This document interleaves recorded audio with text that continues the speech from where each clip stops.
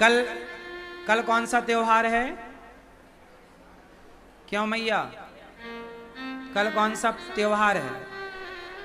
चतुर्थी। कौन सी चतुर्थी? बताओ, गणेश चतुर्थी को क्या नहीं देखते? क्या नहीं देखते?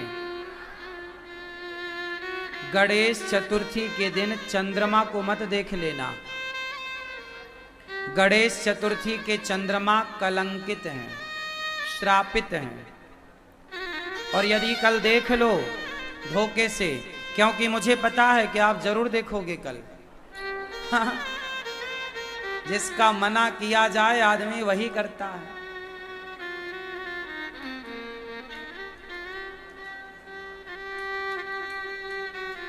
यदि आप धोखे से देख लें तो एक छोटा उपाय कर लीजिएगा।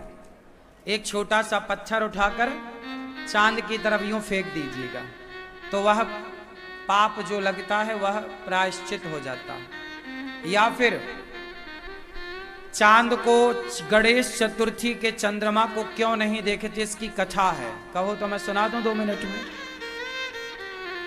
एक बार शंकर जी ने मीटिंग रखी सबकी, सब आओ, सब देवताओं को कैलाश बुलाया। तो गणेश जी कैलाश की तरफ जब चले तो चूहे पर चढ़कर चले, तो वो चूहा चढ़ाई चढ़ने लगा तो गणेश जी गिर गए।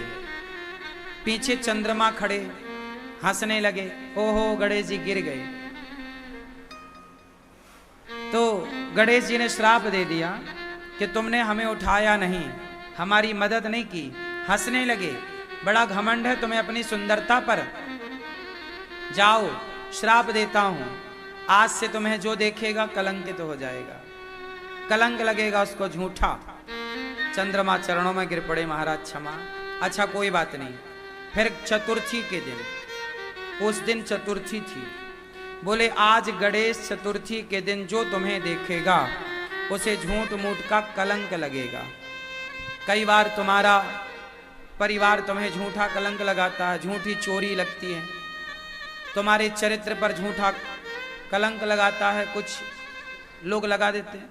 ये झूठा कलंक कई बार इसलिए लगता है क्योंकि आपने गणेश चतुर्थी की चंद्रमा को देखा।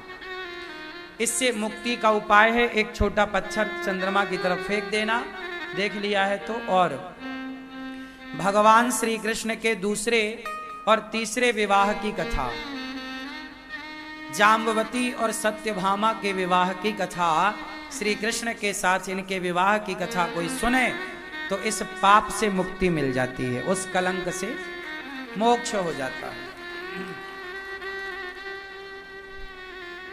तो कल चंद्रमा मत देखिएगा। पहला, कल कुछ लोग अपने नया घर बनाते हैं तो नए घर के ना द्वार पर गणेश जी की फोटो लगा देते हैं। देखा होगा आपने, टाइल पत्थर आती है, टाइल्स, उस पे गणेश जी का फोटो लोग अपने बाहर देखते हुए लक्ष्मी गणेश द्वार पे लगा देते हैं। लक्ष्मी और गणेश ये कभी द्वार पर नहीं होने चाहिए। गणेश जी बुद्धि हैं, तो बुद्धि घर के बाहर चले, घर के अंदर ना चले, घर के अंदर होनी चाहिए।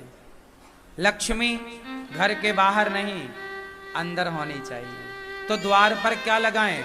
गणेश लक्ष्मी नहीं, शंख चक्र और तिलक लगाना चाहिए द्वार पर। ये जैसे शंख चक्र, ये देखो, ये द्वार पर है। शंख ताकि आपका यश बढ़े, चक्र आपकी तरफ आने वाली कोई भी नकारात्मकता टल जाए, तिलक भगवान के चरण, ये द्वार पर हो, शंख चक्र तिलक। लक्ष्मी गणेश अंदर। कल गणेश जी बिठाओगे, कुछ लोग गणेश जी जब आप बिठाते हैं तो गणेश जी की पूजा होती है। गणेश जी की पूजा क्यों होती है जरा हमें बता दो आप लोग। गणेश जी प्रथम पूज्य क्यों है? क्यों होती है गणेश जी की पूजा?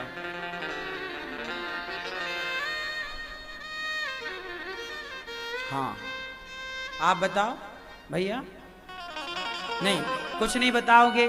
कसम खा के आए हो, कुछ नहीं बताओगे? भैया बताओ, गणेश जी की पूजा क्यों होती है प्रथम? हाँ, आप बैठे बैठे।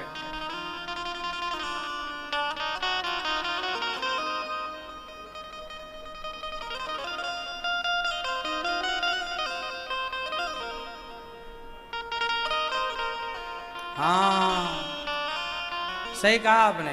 बैठिए, बोलो आप। पीले भैया।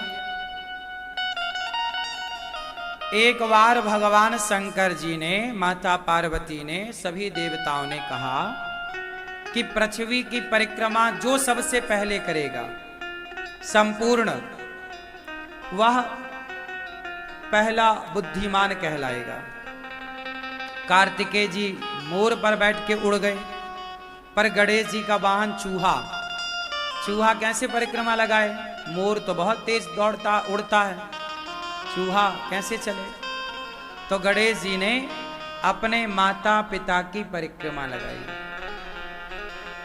और जब परिक्रमा लगाई तो कार्तिकेय जी सब परिक्रमा लगा के आए और हंसने लगे कि देख, तू तो गया ही नहीं।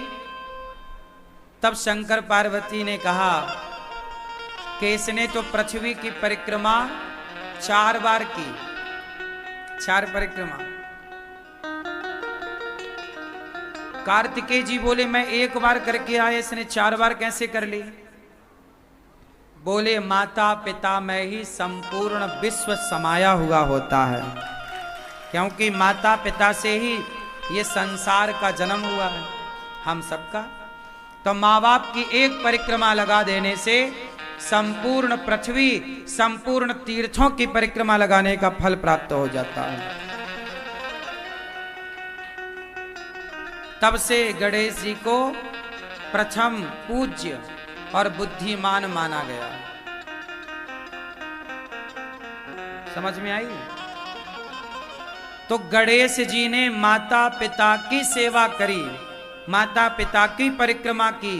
आप भी गणेश चतुर्थी को गणेश जी बिठाओगे या गणेश जी का पूजन में सम्मिलित होगे तो प्रेरणा यही लेना कि जैसे गणेश जी माता पिता के भक्त हैं, हम भी अपने माँ बाप के भक्त बने,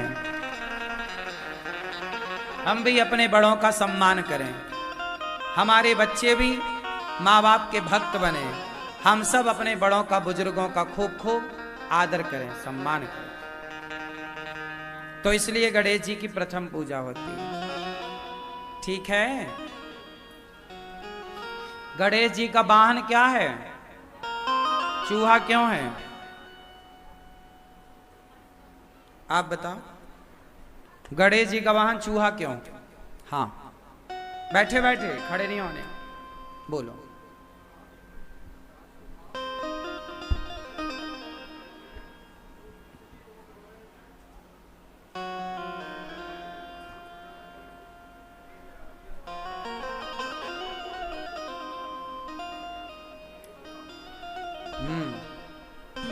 आप बताओ, चूहा पे क्यों बैठते हैं गणेश जी? क्योंकि गणेश जी हैं बुद्धि के देवता। किसके? बुद्धि है ना। गणेश जी मतलब बुद्धि, गणेश मतलब, गणेश मतलब बुद्धि। लोग कहते हैं भाई बड़ा बुद्धिमान है, तो गणेश जी मतलब बुद्धि। गणेश जी बुद्धि के प्रतीक हैं, देवता हैं। और चूहा कुतरता रहता है, चूहा तर्क का प्रतीक है। तर्क, तर्क समझते हैं? तर्क कितने लोग जानते हैं? तर्क जो जानते हैं वो हाथ उठाएं, नहीं जानते तो मैं बताऊं, फिर वो भी बताऊं। तर्क समझते हो? जैसे छोटे छोटे बच्चे प्रश्न करते हैं, माँ भगवान होते हैं तो दिखते क्यों नहीं? ये तर्क है। भगवान है तो दिखते, ये तर्क है। अब उसे समझाओ कि जैसे दही में मक्खन होता है, दिखता नहीं है बेटा, पर है। उसी तरह जैसे दूध में मक्खन है पर दिखता नहीं है, उसी प्रकार कण कण में भगवान है पर दिखता नहीं है। तो जैसे उसने एक तर्क किया, तो तर्क को तर्क से ही काटा जा सकता है, तर्क को तर्क से ही काटा जा सकता है। उसी प्रकार गणेश जी बुद्धि के देवता हैं और चूहा तर्क का प्रतीक है, और बुद्धि हमेशा तर्क पर ही सवार होती है। जो विद्वान होगा वो तार्किक होगा, तर्क बहुत करेगा।